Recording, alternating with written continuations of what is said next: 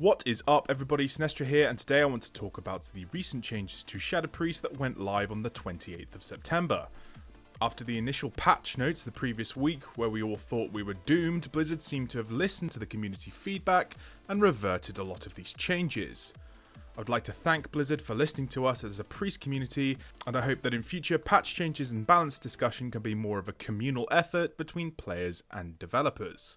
So let's break down what changed with Shadow Priests. We'll first run through the changes and then discuss what they mean for us afterwards. The first change was this.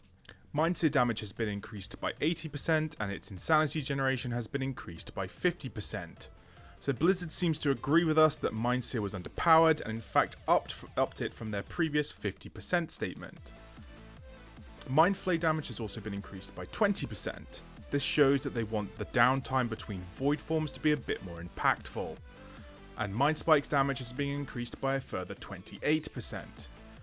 This change seems a little bit desperate, like they don't really know what to do with Mind Spike, so they just threw some damage at it.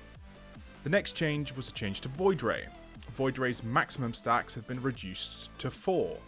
The developer note under this stated, given the damage increase to Mindseer, Mindflay and Mind Spike, this still results in an overall increase to the value of this talent. This change to Void Ray is really interesting, and it seems to be focused again around that ramp up stage between void forms. When used with Mindseer, it yields some half decent damage if you've got good lingering insanity stacks. The next change is a change to Dispersion. Void form stacks no longer increased while Dispersion is active.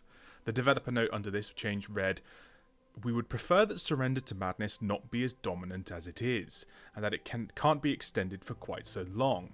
However, addressing this further would require significant changes to the spec beyond what we want to do in a tuning pass at this time. We will look for an opportunity to make a more comprehensive look at this issue in a future patch." Right, we're going to talk about this section of these notes a little bit later on in the video. I'm really okay with these dispersion changes. It stops dispersion being a DPS cooldown and shifts it back to being what it should be, a personal protection button. Sure, you can still use it to wait for a cooldown if you're desperate, or to eke out a little bit more dot damage on a target before it dies, but mostly you'll be using it for what dispersion was meant for, not dying. So overall, are there any big changes to playstyle with these hotfixes? After doing a full clear of Heroic Emerald Nightmare with them, and a few Mythic Plus dungeons, I can realistically say, not really. Reaper of Souls is too important to not have in a raid environment where you'll be using Surrender, so you won't benefit much from the Void Ray buff. In Mythic Plus it can be viable to pick it, and it does make Seer do some reasonable damage.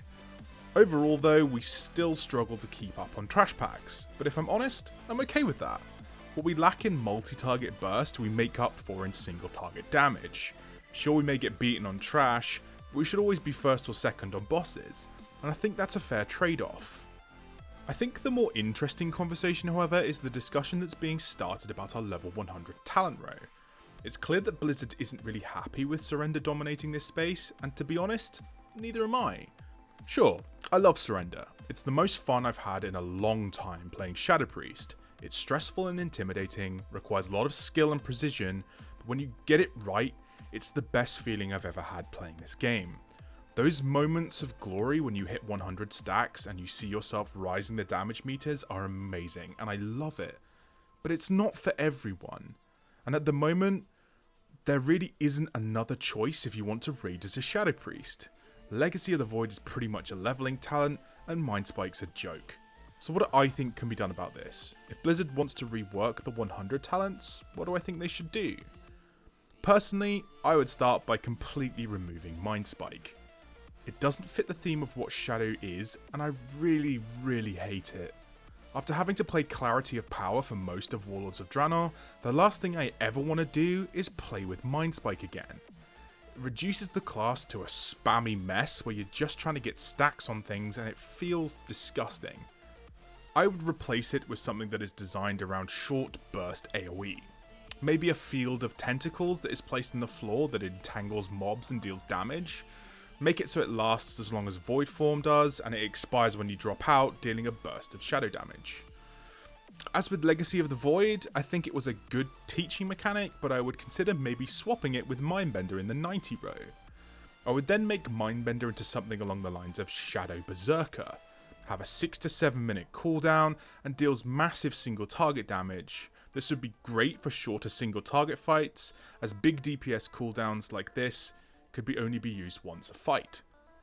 As for Surrender to Madness, while I wouldn't change its fundamental mechanics, I would instead limit Mass Hysteria's stacks to 150, so it's stopped with 100 stacks of Insanity, and I would reduce Surrender's cooldown to 6 minutes.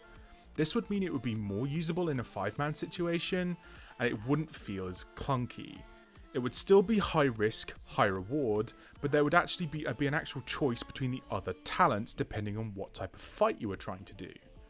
But that's just my 2 cents about the issue. Hopefully Blizzard puts a lot of thought into the changes, as they need to make sure they don't just flat remove or ruin Surrender to Madness. They just need to make some other viable choices. So what do you guys think Blizzard should do about the level 100 talents? Let me know in the comments below. If you like this video, please smash that like button and subscribe if you want to see more from me. But thanks for watching everybody, I've been Sinestra, and I'll catch you in the next one.